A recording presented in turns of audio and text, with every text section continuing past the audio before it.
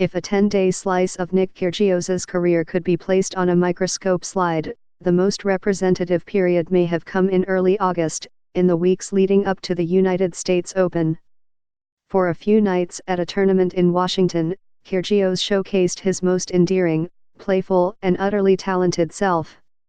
He joked on court with his doubles partner, Stefanos Tsitsipas, and consulted with delighted fans about where to place serves on his way to the singles title.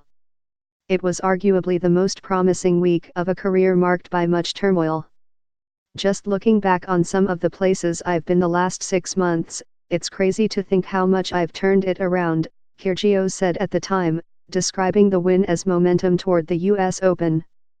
But only 10 days later at the Cincinnati Masters, Kyrgios, the enchanting prince of the trick shot and a smiling dispenser of autographs to children, melted down enough to justify a $113,000 fine from the ATP. Kyrgios, 24, yelled into the sky about a referee he said had repeatedly wronged him. He took 2 rackets into a bathroom break and smashed both, then returned to the court as if nothing had happened. And finally, he stood flat-footed on the service court, while wrapping tape around the handle of his racket, and implored his opponent, Karen Khachanov, to go ahead and serve even though Kyrgios was holding his racket upside down at the time. After dropping a tiebreaker in the second set, Kyrgios appeared to lose interest in the third. After he was defeated, he did not shake hands with the chair umpire and gestured as if spitting in his direction. For the accumulation of transgressions, Kyrgios was fined more than double his earnings for the tournament. Kyrgios's complexity as a delightful entertainer and petulant disruptor has made him one of the sport's most confounding players for fans. Even tennis experts, including some who have faced similar situations, find Kyrgios difficult to predict. Anyone know where Sigmund Freud is? John McEnroe quipped last week. Kyrgios will play Steve Johnson in the first round of the US Open on Tuesday night, and the question remains, which kind of performance will Johnson and the fans see? Kyrgios has never made it past the quarterfinals of a Grand Slam event and has not made it past the 4th round of one since 2015. His best showing at the US Open has been reaching the 3rd round, including last year, when he lost to Roger Federer. After that match, Kyrgios acknowledged that much of his struggle was mental. "If I want it enough," he said, "I have a coaching option, psychology option." In May, Kyrgios was defaulted from the Italian Open after he threw a chair onto the court in a tirade after being penalized a game for his 3rd conduct violation. Sometimes, even court officials get into trouble at a Kyrgios match. At last year's US Open, the umpire Mohamed Layani came down from the chair and seemed to give a distracted Kyrgios a pep talk during his second-round victory against Pierre-Hugues Herbert. Layani, a respected umpire, was suspended 2 tournaments for the neutrality-breaking infraction.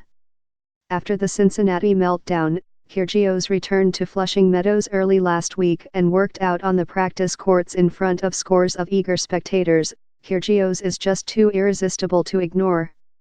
He wore a number 20 Gordon Hayward Celtics jersey to honor his favorite NBA team, while hitting with Thanasi Kokkinakis, a boyhood friend and fellow professional player who wore a Hornets jersey with the number of Chris Paul.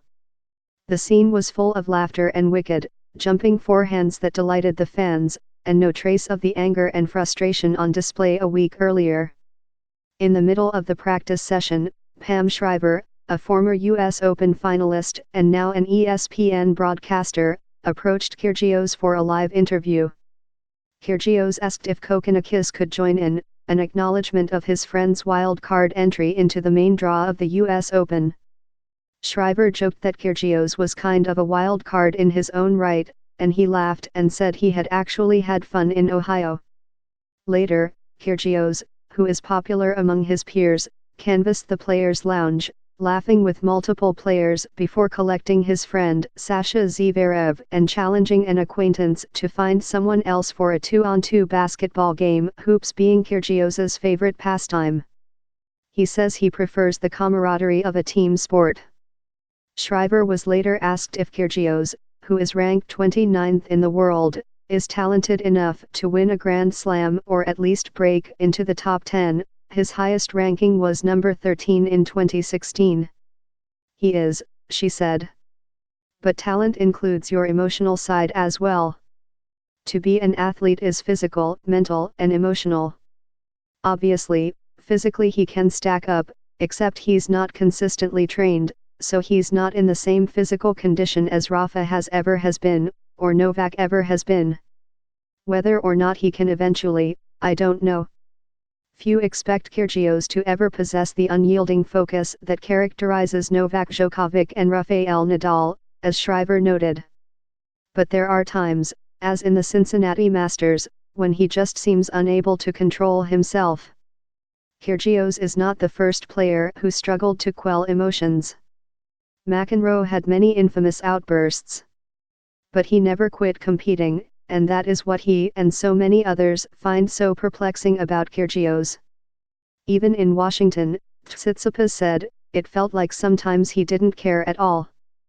During that definitive 10-day span this month, many of Kyrgios's supporters threw up their hands, exasperated to see the playful winner in Washington give way to the angry loser in Ohio. Everyone is pulling for him because he brings something to the table. But I've said this to him, what he's got to do is bring a consistent effort, which he doesn't do, McEnroe said. In any sport, that just can't last. Eventually, it will hurt him to the point where it will become irreparable.